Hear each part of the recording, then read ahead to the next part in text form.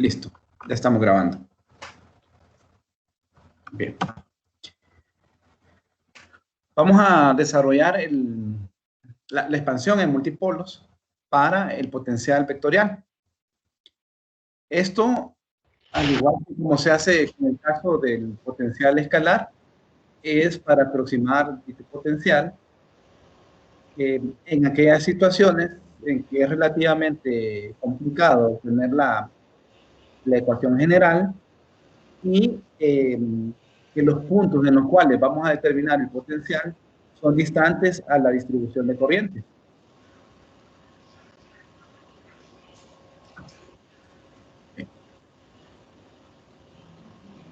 Si la distancia desde el origen hasta el punto en que queremos hallar el potencial es lo suficientemente grande, esa distancia se le va a llamar R. Sí, R. Pues la expansión va a ser dominada por los primeros términos, ¿verdad? Que son los de menor orden. Y por lo tanto, los términos de mayor orden, pues van a ser ignorados. Como usted recuerda, cuando queremos calcular el potencial vector para una distribución de corriente filamental, la ecuación es esta que estoy encerrando aquí en color rojo. No sé si ya se nota. Sí, sí se nota, ingeniero. Bien, esto es fácil presentarlo en términos de los polinomios de Legendre. Sin embargo, sé que no todos llevan el curso de método físico-matemático. Entonces vamos a hablar un poquito al respecto. Bien.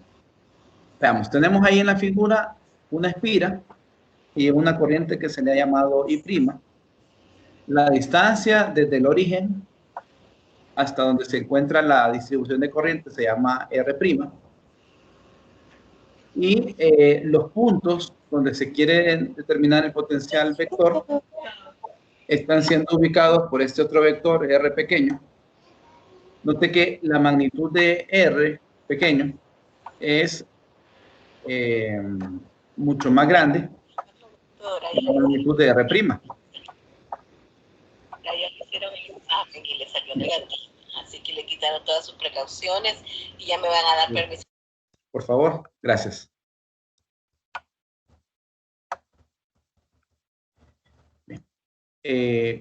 Aquí se explica un poquito sobre esos polinomios de Legendre. Tenemos este término de orden 0, que es igual a 1. P sub 1 es igual a la misma variable que tenemos aquí, o sea que si se llama teta, por ejemplo, este va a ser teta. Si se llama coseno de teta, entonces este sería coseno de teta, va a ser igual. P sub 2 de x es igual a esto de aquí. Y en general está la ecuación de abajo. N más 1 multiplicado por el polinomio sub n más 1 de x es igual a esto. Vea que es una relación entre el polinomio n más 1 y los dos anteriores, el p sub n y p sub n menos 1. Aquí hay un ejemplo, en el 2 que ya se dio. Si queremos calcular este de aquí, pues n valdría 2. Y tenemos aquí 1. Entonces 2 más 1, 3, ¿verdad? Tenemos este polinomio que va a ser el 3. Se sustituye en la ecuación de arriba. Vamos a borrar todo. Se sustituye en la ecuación de arriba. Tendría 2 por 2, 4, más 1, 5. Aquí está la expresión. Por x, aquí está. Por el polinomio que es p sub 2. Menos n, que es 2. Por el polinomio anterior, que sería p sub 1. P sub 1 ya se definió acá arriba, que es x. Y el otro, p sub 2, ya se definió, que es esto de aquí. ¿Ah? Se hace la la respectiva sustitución. Luego se va reduciendo todo y al final se encuentra el polinomio P sub 3. Esto se puede hacer para cualquiera de los términos. Sin embargo, otra vez, como no están tan familiarizados con esto, nosotros vamos a verlo también desde otro punto de vista, mediante una expansión, series. Aquí tenemos quién es 1 sobre esta magnitud de aquí, que es la magnitud del vector de posición relativa. Se saca el R de la raíz. Bueno, sale como R cuadrado. Luego le aplica la raíz, queda una R. Entonces el primer término es un 1. El segundo término no tiene este R cuadrado de aquí. Como no tiene ese R cuadrado, entonces va a quedar dividiendo. Miren, queda dividiendo R, pero está a la 2. El tercer término sí tiene R, pero este R está a la 1. Y lo que sacó fue un R a la 2. Por eso queda dividiendo una R. Bien. Se hace un cambio de variable y se le llama T a lo que está ahí acompañando al 1. Es decir, todo esto de aquí es T. Entonces, la expresión se reescribe en esta forma. Y, como les dije, aquí se puede hacer un desarrollo en serie de Taylor o se puede usar el teorema del binomio. ¿Cómo andan con el teorema del binomio? Bien, ¿verdad? Bien. Para los que no se acuerdan tanto del teorema del binomio, aquí tengo un ejemplo. A más B a la n, que es A a la n, luego n por A a la n menos 1 por B. Es decir que el exponente en el segundo término, el de aquí, se copia. Va a tener n, ¿verdad?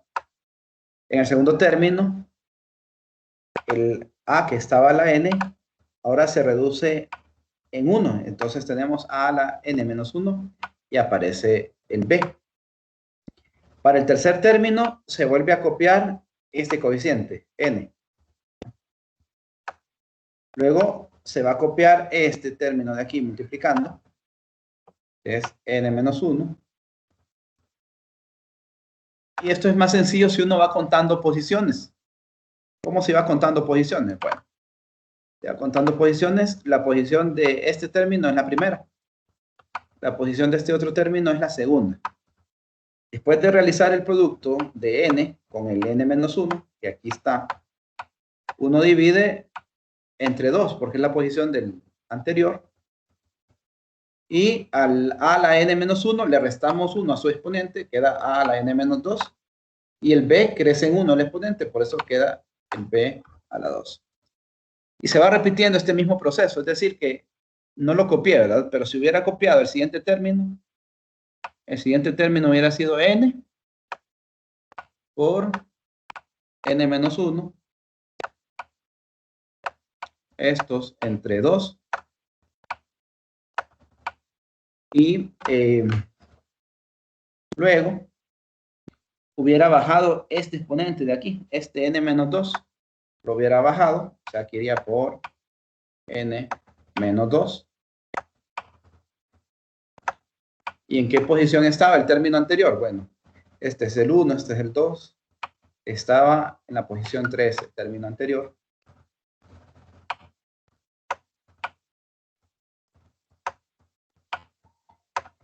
Y bueno, como estoy con el término 4, el a a la n menos 2 pierde 1, ¿verdad? Sería a a la n menos 3.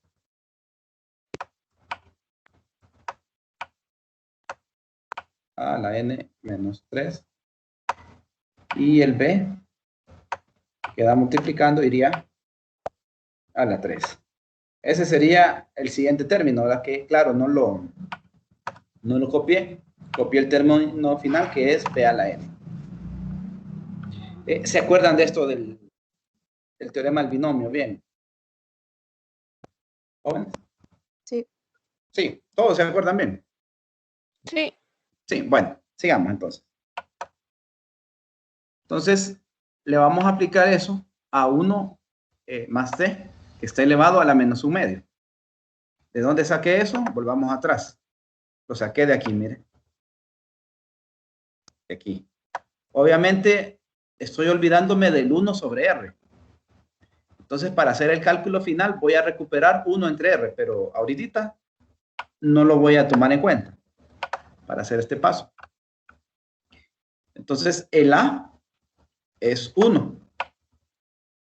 Y el b, pues, sería t en este caso. Entonces, a a la 1, ¿verdad? Tenemos a, que es este. El exponente es menos 1 medio. A a la menos 1 medio. Luego, el siguiente término, si usted recuerda, se baja el exponente, que es menos 1 medio, y se multiplica por el a, que es 1. Ahora tengo que restarle 1 a esto, que va a ser el exponente, va a ser a las 3 medios, negativo, ¿verdad? Y aparece ya el b, que se llama t en este caso. Luego, para el siguiente término, vuelvo a copiar este resultado de aquí, que aquí está, menos 1 medio, bajo el exponente de este, que es menos 3 medios, ¿verdad? Aquí estoy explicando de dónde sale el menos 3 medios, que es menos 1 medio menos 1, ¿verdad? Y lo dividimos entre la posición que le corresponde a este término, que es la segunda posición. Se divide entre 2. Luego el a, que es 1, se le resta a su exponente 1. Como ya llevo 3 medios negativos, le resto 1. Ahora es negativo 5 medios. Y el b, que se llama t en este caso, pues iría a la 2. Y así va el desarrollo. Entonces, acá abajo ya he recuperado el 1 sobre r de la expresión. Aquí está. Veamos qué quedó del desarrollo arriba. 1 a la menos 1 medio es 1, ¿verdad? 1 a la menos 3 medios es 1. Entonces solo queda el negativo 1 medio y la t. El otro término aquí lleva menos 1 medio y aquí, después de dividir, menos 3 cuartos. Entonces junta todo y le queda 3 octavos por t a la 2. Y así seguirían los términos. Como ya se mencionó antes, en estos términos son proporcionales a 1 sobre r. Y este r está elevado a un factor. Entre más grande es el término, más grande es el factor este. Y entonces más rápido esto va a tender a 0. Entre más grande el factor que tenga aquí, n, por ejemplo, entre más grande n, más rápido tiende a 0. T, en realidad, era esto.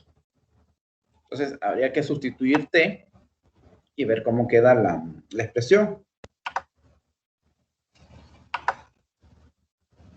Vamos a borrar esas cosas que nos quedan ahí. Nos vamos a quedar únicamente con este término, con el 1 y el menos 1 medio t. ¿Ya? Los demás vamos a considerar que son bastante pequeños y que lo podemos despreciar.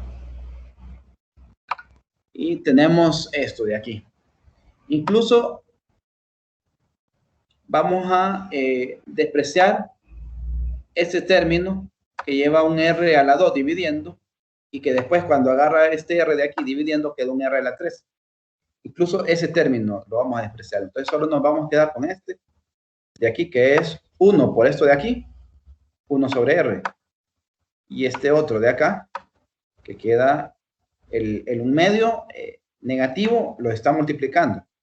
Entonces se cancela el negativo, se cancela el 1 medio con este 2 y solo queda r' entre este r con el otro r de acá afuera, va a quedar un r a la 2 dividiendo, coseno de θ'Entonces solo vamos a trabajar con esos dos términos, que uno va a corresponder al término monopolar y el otro al término dipolar del potencial.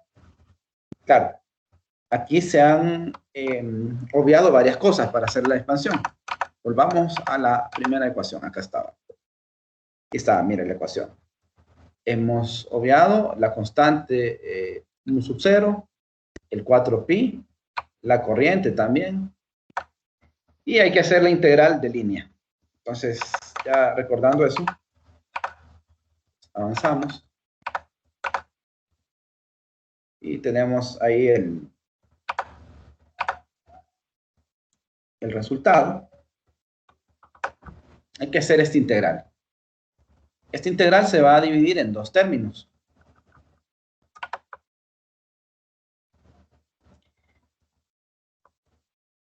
Como dije, el término monopolar y el dipolar. El tercer término, que sería el del cuadripolo, y los demás requieren bastante trabajo. La contribución es relativamente pequeña, así que los despreciamos. Bien. ¿Cuánto me va a dar esta integral aquí del término monopolar? La integral del término monopolar, ¿cuánto me va a dar? 0. 0, ¿verdad? 0. Porque al R no lo afecta esta integral de aquí. Porque esta integral es en el circuito, que tiene que ver con variables primas. Y este R tiene que ver con el punto de campo, ¿ya? Entonces, como son independientes, no lo afecta, sale del integral. Y esto me va a dar 0. Para el que no entiende todavía por qué es 0, voy a dibujar aquí un circuito. La integral de línea. Voy a definir una dirección para la integral de línea.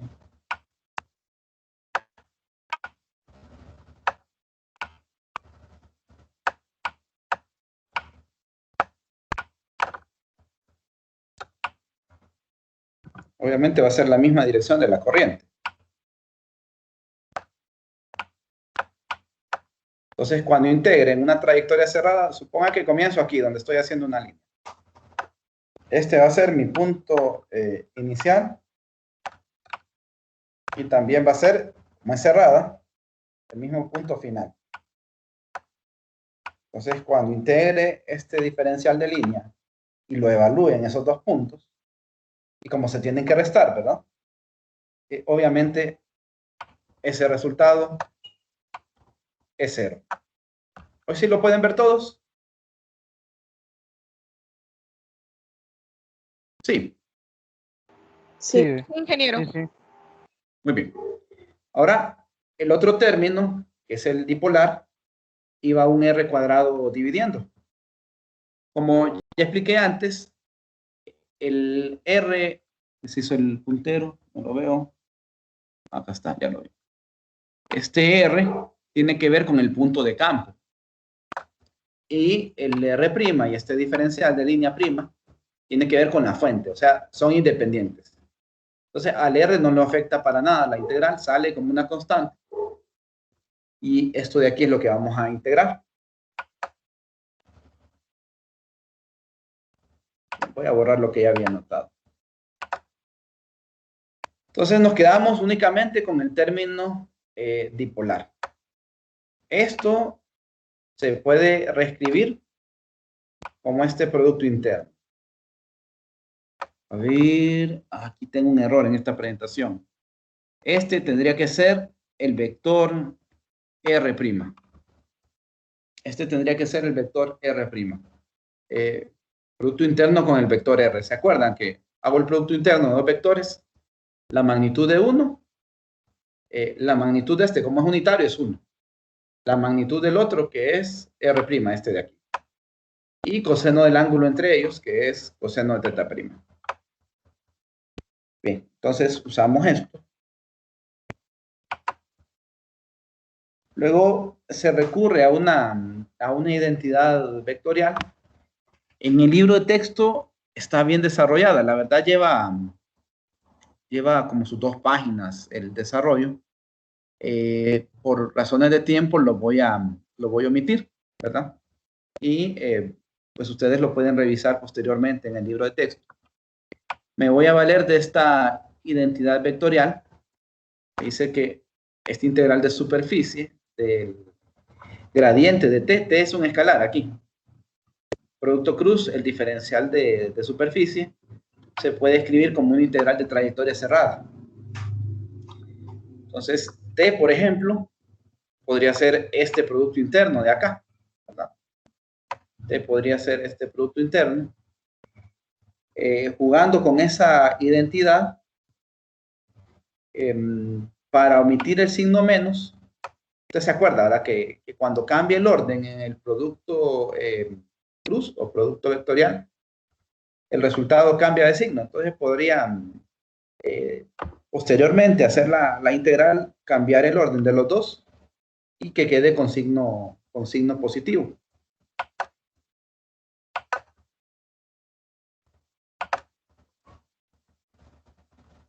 Bien.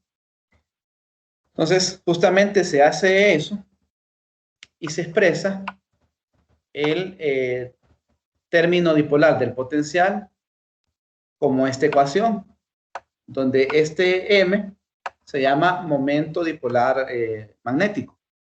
Este momento dipolar magnético lo vamos a usar bastante en el capítulo 19 y en el 20. En realidad es muy importante. Es algo análogo al momento dipolar eléctrico. En la práctica de laboratorio también lo van a usar bastante, este momento dipolar magnético.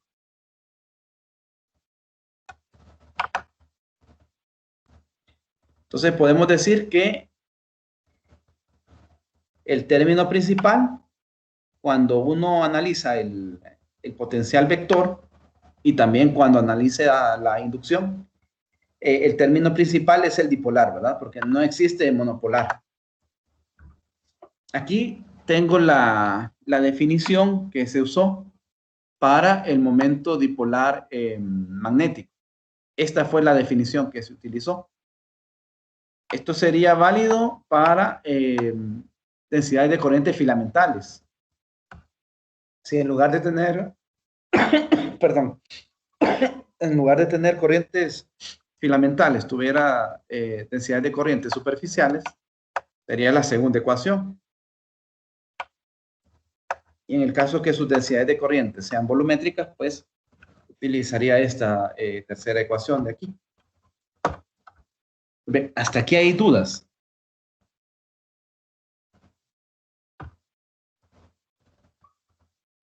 No, bueno, sigamos. Como ya se conoce que vamos a trabajar únicamente con el término dipolar, entonces vamos a calcular la inducción magnética a través del rotor. Después de que se le saca el rotor a el potencial vector, el resultado es este. Esta ecuación es una ecuación general. La mayoría de libros no trabajan con ella, sino que trabajan con un caso especial. El caso especial es cuando la espira está en el plano XY. Si la espira está en el plano XY, vamos a ver. Pongan que eso está en el plano XY. Entonces, el momento dipolar está M, el momento dipolar magnético, por regla de la mano derecha, a este color no se va a notar, otro color. Por regla de la mano derecha iría así, el momento dipolar magnético.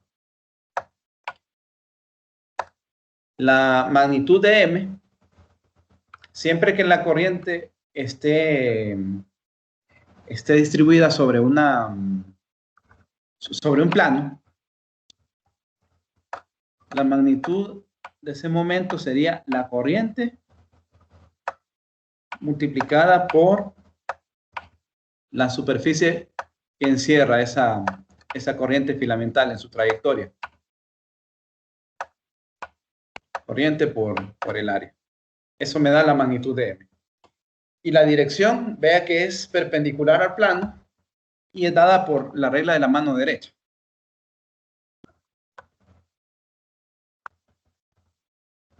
Aquí está copiada otra vez la definición del momento, perdón, la definición del potencial vector en términos de M, pero para el caso especial. Esta ecuación de aquí es para el caso especial que M va en Z.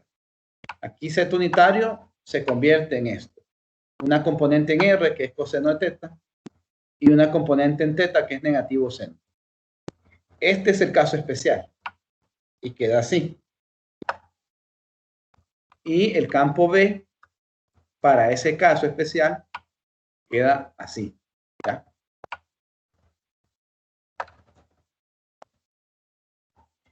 Pero la respuesta general es la de arriba, para el campo B.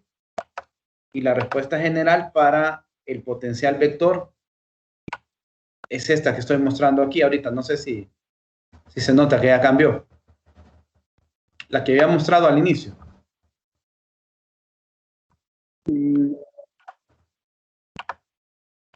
No sé si ven que estoy moviendo una especie de borrador ahí. No, todavía no se nota. Sí. La de mu sub 0, M, cruz R. Cruz R unitario, correcto. Esa es la ecuación general. Esa de ahí. Ahí donde estoy moviendo el borrador. Ahora, aquí donde estoy moviendo el borrador, la definición de B, la inducción magnética, este es el caso general, este de aquí. Estoy moviendo el borrador. El caso especial que usan, como les dije antes, muchos libros, es cuando la distribución de corriente está en el plano XY únicamente, y entonces M va en la dirección de Z. Para ese caso especial, el potencial vector iría así, en fin. Y B, la inducción, sería esto. ¿Ya? Estos dos, entonces, últimos, son un caso especial. ¿Queda claro? Sí. Sí. Bien. Quiero partir de esta ecuación para resolver un problemita y de un solo explicarles algo de la teoría.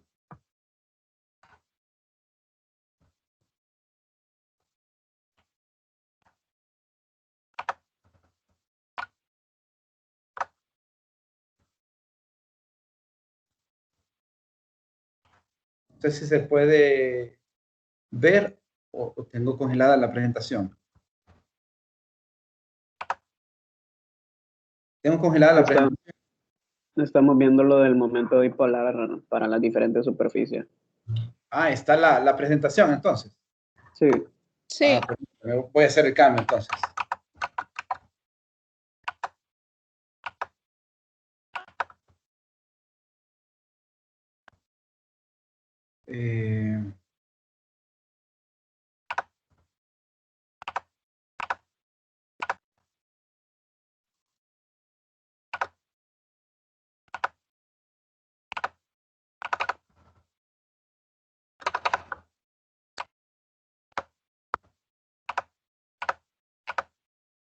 Ahora sí cambió.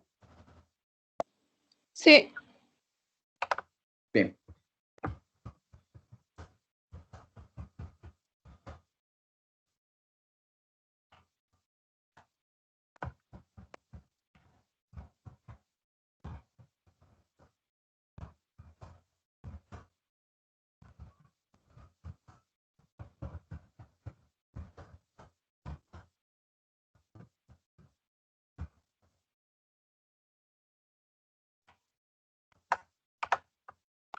Entonces, vamos a resolver este problemita. Aquí está la definición del momento dipolar magnético para corrientes filamentales.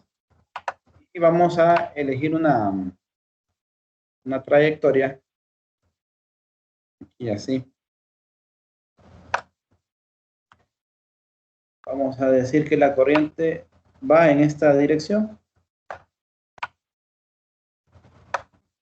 Le voy a llamar I. O I', pues, para que veamos ahora. Voy a decir que este es el plano XY.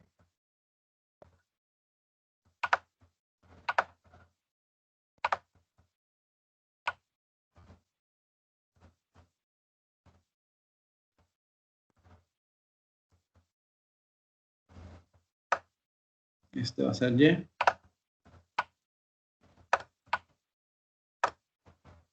Y pues aquí iría X.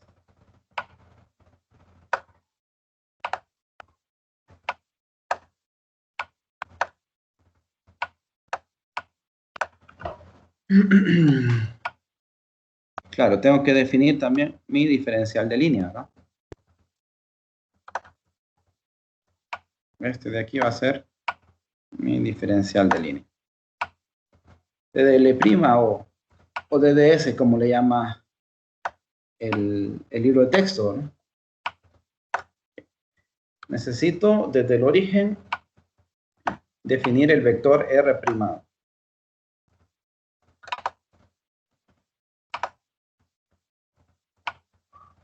Sería aquí. Un vector que va desde el origen hasta la distribución de corriente. Entonces, R'. Entonces, para calcular M, utilizamos la definición que está ahí.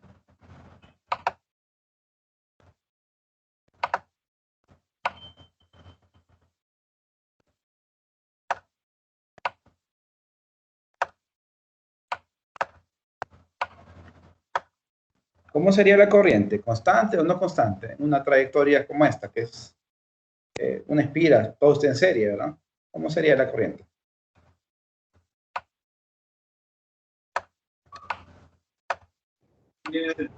Sería constante. Constante. Así es. Entonces sale del integral. Sale del integral y nos quedamos entonces con integral de trayectoria cerrada.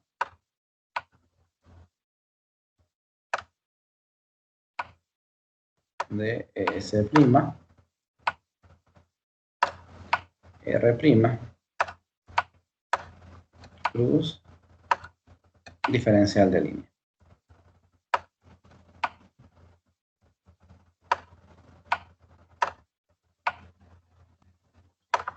Vamos a tratar de entender eso.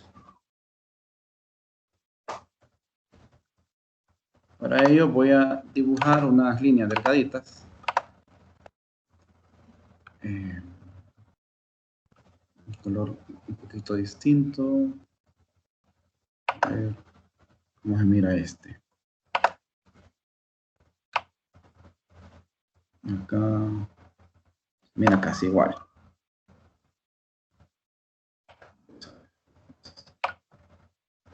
Aquí. Supongan que ahí termina mi diferencial de línea, ¿verdad? Ahora voy a dibujar otro diferencial de línea.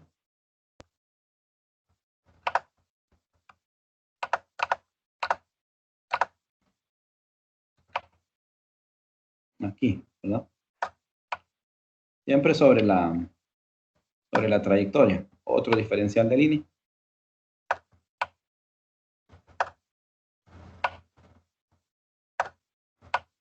Claro, y aquí tengo que tener también mi vector R respectivo, ¿verdad? Que vaya ahí a ese diferencial de línea.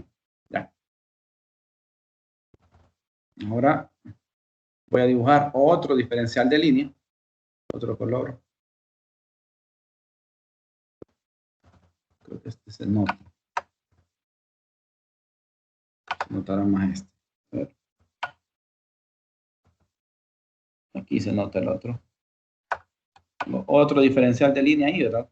Tengo que recorrer todo el camino. Voy a dibujar el R. Claro, vamos a ver. Esto tal vez se mira. A ver, sería aquí. Y tengo otro R', ¿verdad? ¿Qué van notando aquí? ¿Qué forma va agarrando esto? ¿Qué forma van notando ahí? De un área de un círculo. De un área como de triángulos. No sé si las notan. Como de triángulos, más bien. Sí. ¿Sí las notan? Sí. Entonces se van formando ahí unas áreas de unos triángulos. ¿Ya? ¿Cuánto es el área de un triángulo?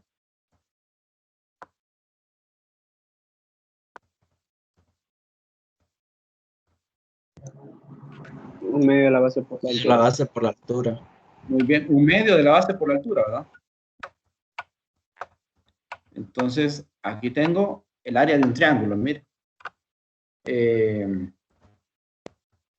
Esto usted lo reescribe.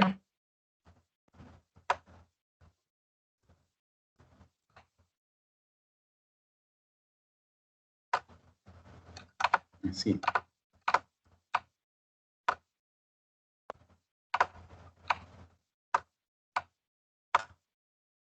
Un medio. De repente la vamos a quitar de ahí. Es más fácil.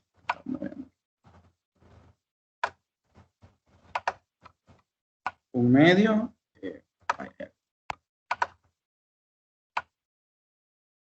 Y aquí el hilo vamos a dejar afuera.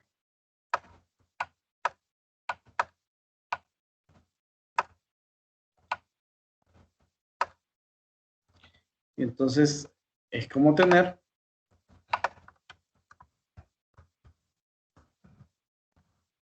muchos triángulos.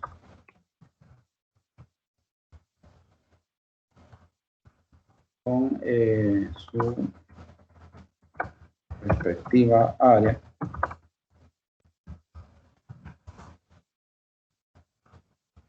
Un medio, la base, por la altura. Eso es. Ahí está. No sé si lo notan.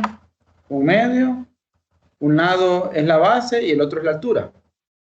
Como se está haciendo el producto cruz de ellos, aparece una dirección que va a ser perpendicular a R y a DDL, ¿verdad?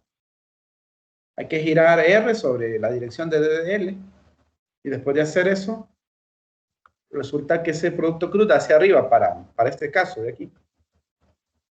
Entonces, el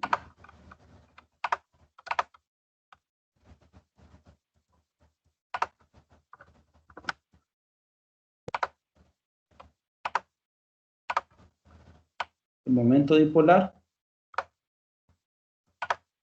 sería así.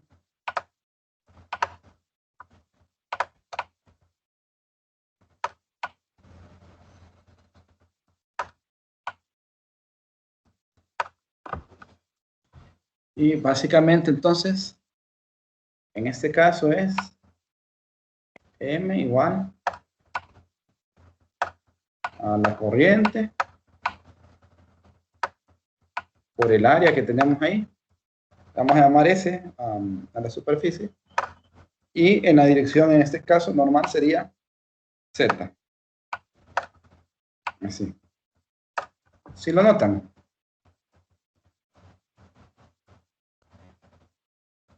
¿Por qué ese? Ese es el área. La superficie, toda esta. Un medio. R es como la altura, ¿verdad? Y DDL es la base. ¿Se acuerda el área del triángulo? Un medio, la base y la altura. Estoy sumando todos estos triángulos que están aquí. Tengo que sumarlos toditos. ¿Qué ocurre cuando sumo todos esos triángulos? ¿Cuáles triángulos? Este de aquí. Con este de acá.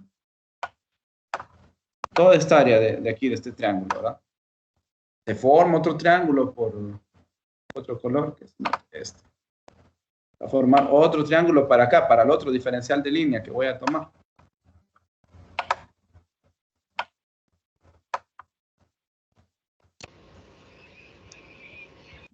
¿Ya lo miran o no? Sí. Se van formando un montón de triángulos. Cuando sume el área de todos los triángulos, voy a haber barrido el área de toda esta superficie. ¿Ya? ¿Queda claro? Bueno. Entonces, ese sería un problemita. Veamos otro. Uno que es bastante conceptual y es sencillo, del libro de Griffith. Milford, Griffith.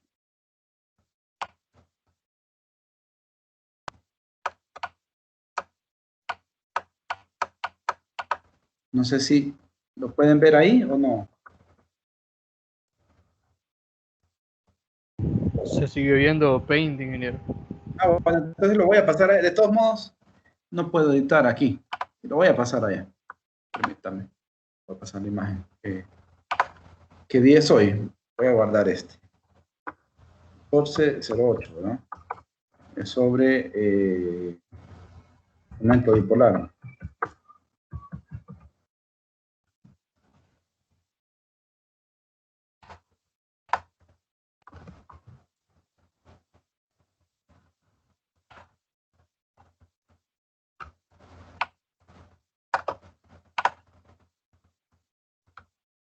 ¿Se puede ver?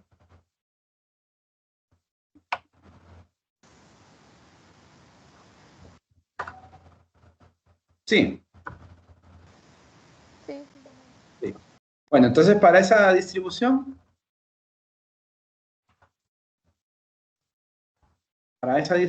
de ahí vamos a determinar el momento dipolar magnético.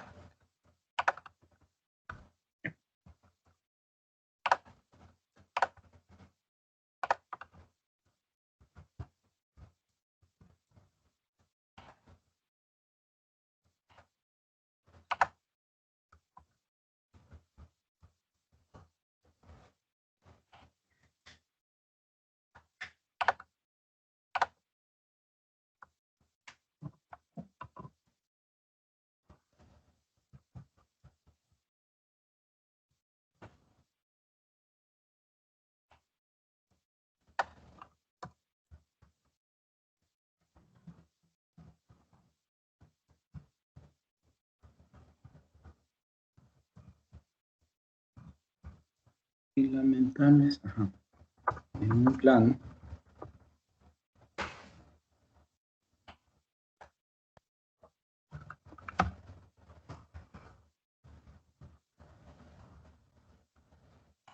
¿Cómo lo ven ustedes? ¿Como una corriente filamental en un plano o no se ve así? Bueno, está en dos planos, ¿verdad? Sí. Sí. Por el Sí. borde, la orilla. Sí, el problema es este, ¿verdad? Que aquí no hay corriente. Pero eso se puede solventar.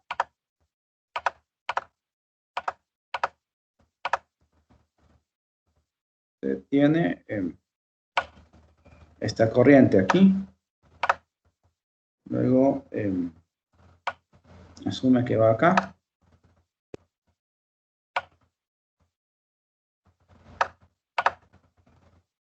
Y por último, aquí así.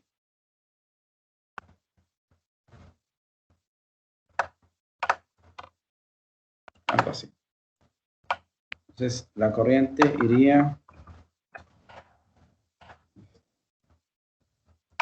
aquí así. Aquí. Luego hacia acá. Luego aquí. Y luego acá. ¿Cuánto sería el momento dipolar para este de aquí? Según lo que estudiamos hace un rato.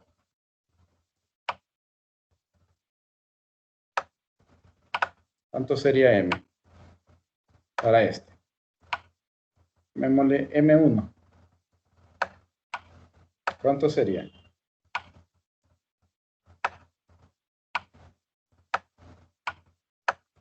Sería I. Por la superficie, eso me da la magnitud, ¿verdad? Vea que por los dos lados mide lo mismo, ¿verdad? W o W, como ustedes le llamen. Sería entonces I por W o W al cuadrado. ¿En qué dirección iría?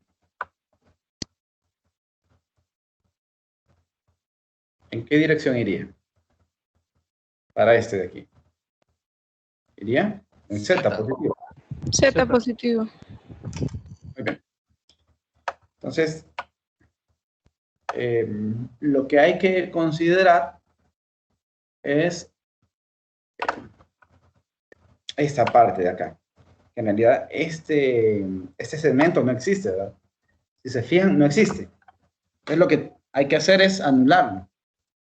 Para anular ese segmento, entonces, se va a trabajar con el segundo plano.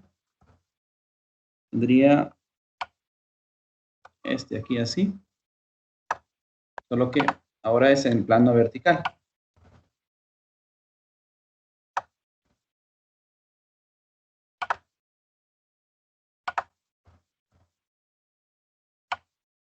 Iría aquí así. Iría el otro acá. Entonces, obviamente, para que se pueda anular este, con la corriente I que circula, debería ir la misma corriente acá, pero en sentido opuesto, ¿verdad? Ese segmento en realidad no existe. Debería ir la corriente aquí, en sentido opuesto. Luego sube como se ve en la figura, que en realidad está subiendo.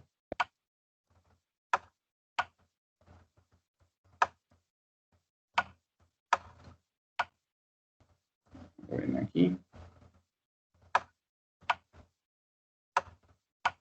Finalmente acá abajo, ¿no? Entonces ahí se puede ver cómo se va a anular este elemento cuando lo sumemos, ¿verdad? Con este de acá y no hay problema, tenemos esta misma situación. Entonces, ¿para dónde iría el momento dipolar magnético? ¿Para la derecha o para la izquierda? Derecha. Derecha, muy bien. Va para la derecha. Entonces tenemos aquí el momento dipolar magnético equivalente al segundo plano.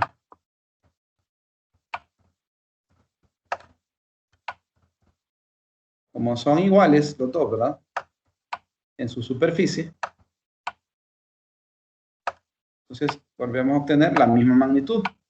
Lo que va a cambiar es la dirección, según veo la figura. Ahora va en la dirección de Y.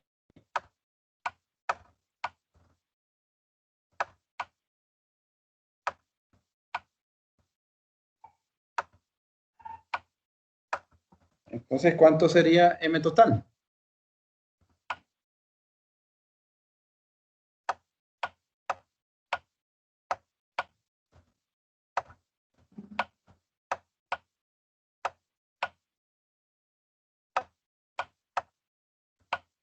¿Cuánto sería? La verdadera respuesta, entonces, es la suma de los dos. M1 más M2.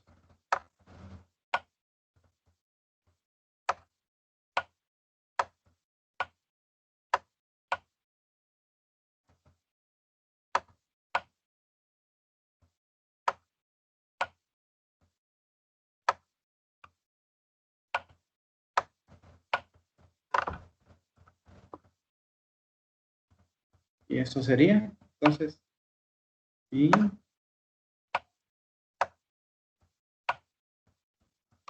esto al cuadrado, perdón, por esto al cuadrado, y aquí tendría en Y y en Z.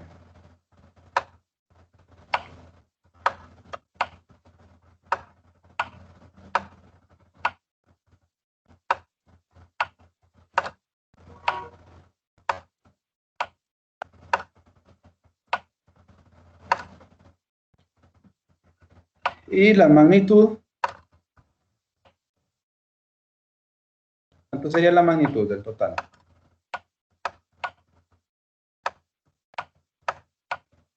Ahí arriba tenemos el vector, pero si solo quiero la magnitud, ¿cuánto sería? Raíz cuadrada, ¿verdad? De una componente al cuadrado más la otra componente al cuadrado. Como son iguales, queda raíz de 2 por lo demás.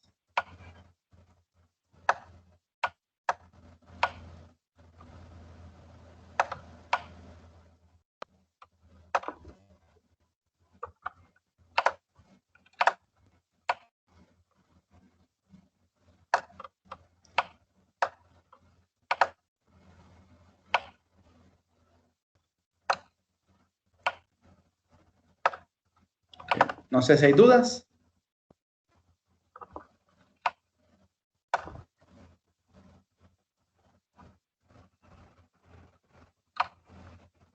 Uy, un chiquito ahí. Si se quede.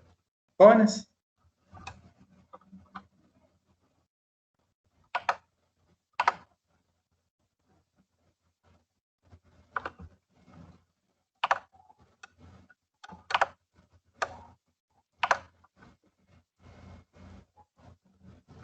Jóvenes. No creo, ingeniero. No, ingeniero. Muy bien.